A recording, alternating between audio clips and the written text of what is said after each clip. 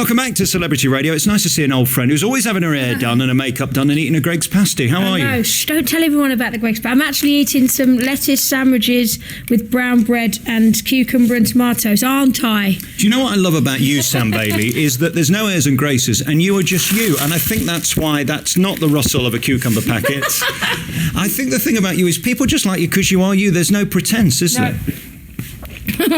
I'm sat here in a onesie, crumbs all over me from the lettuce sandwich, and that's just I did the getting up with the kids this morning and just doing normal stuff. So there's no need for me to be any different, I don't think. So I've been following you now for a few years since X Factor, and I've seen you in many venues. I mean, you did a casino here, I think, a couple of years ago. Yeah, loved it. The last time we met, we were at the Dorchester when you had that big launch for the album, which did incredibly well. And here you are now in a huge theatre, and this tour is full of huge theatres. It must be great for you that sort of the club singer goes to these huge venues, and it's all about you and your name's on the tin. Yeah, to be fair, I feel very lucky and privileged to be doing this sort of thing. And last night was the first night, and I got like a standing ovation halfway through the show, and then a massive standing ovation. And people were up dancing. At one point, there was probably in the regions of about 35 to 40 people on stage at the end of the show. So I feel very lucky and honoured to be doing this, and the support of everybody. So, but it's all fun. To me, it's you go to a concert, you go to see someone that's in the public eye and that's famous. Everybody has that expectation, and I'm one of these people. I'm like, right, okay. So I'm pretty much picking up a show from a social club, just picking it up and moving it to a bigger stage. We're going to have fun. It's going to be like we're in a social club, just chilling and having a laugh. Last night was an absolute giggle because of my banter. There was a bit of a costume disaster where we was backstage, and I think I got caught up in the costume when I was trying to do a quick change, and I didn't quite make it up on stage. And it was so funny because the band just started to play.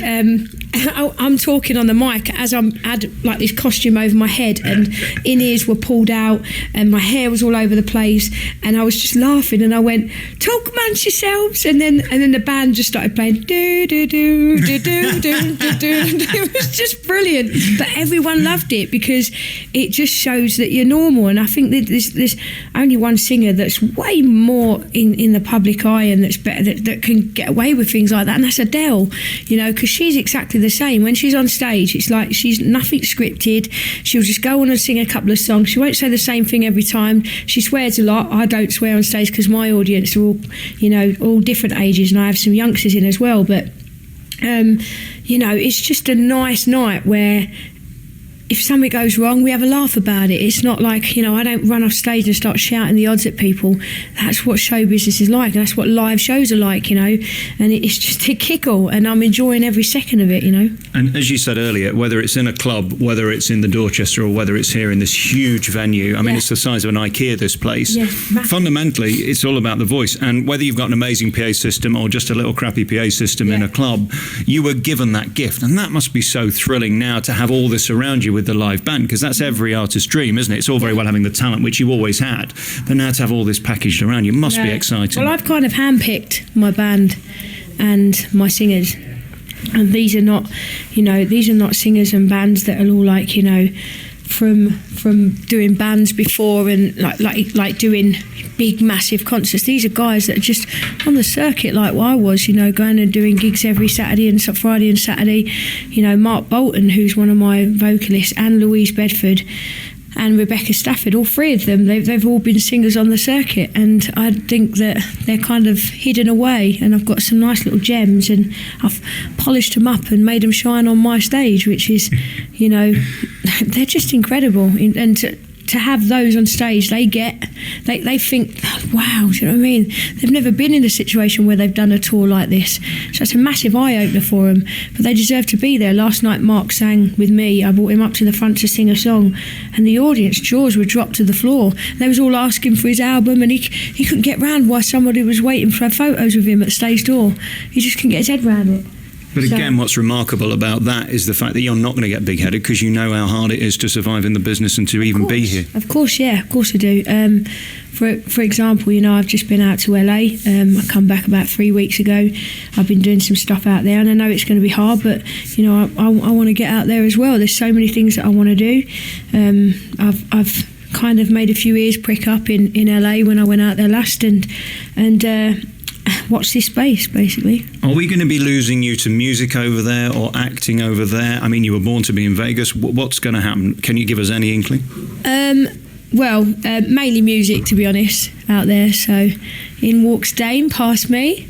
He's the gorgeous bass guitarist in the band.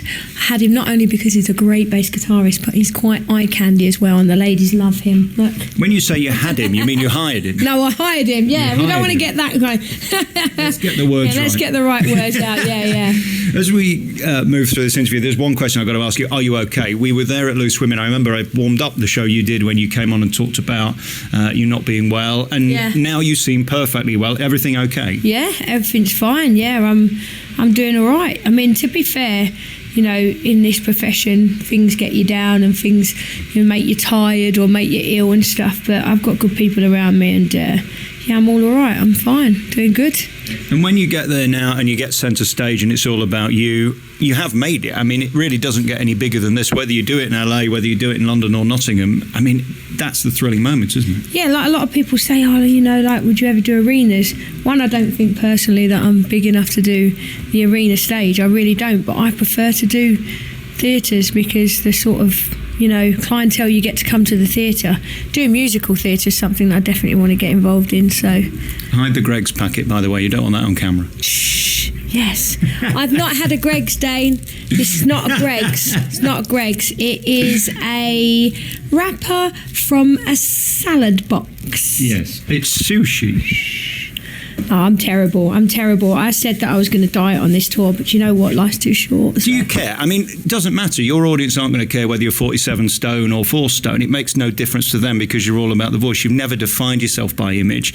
So at this point, do you really... I mean, you are glamorous, obviously. That's blatantly obvious by seeing you. But in terms of weight, do you care about that stuff? No, I mean, to be fair, when I go out on stage, I do have a little bit of a joke about it, I say a few things about my weight and stuff like that, and just take the mickey out of myself because, it doesn't bother me. And all this, all these years, people are like, oh my God, in order to succeed in the business, you have to be a size 8 or a size 10. No, you don't. You just have to have a personality and a talent, and there's plenty of people out there that are on the circuit that sing and they're like 48 stone, and I'm for those, I'm kind of sticking up for them. Well, and again, if they like you, they like you. There's no way of defining it, is there? The public will decide what they like and don't like. Of course, definitely. Listen, have a wonderful show tonight. I'm in to see you. You have one of the greatest voices, I think, that's ever dawned a stage in the UK, and it's so great to see you doing so well. Thank you for talking to me again. Have a lovely Cheers, show. babe. I've got to go and wipe the crumbs off my stuff now. Let's see. And I'll put this in the bin, my wrapper for my salad.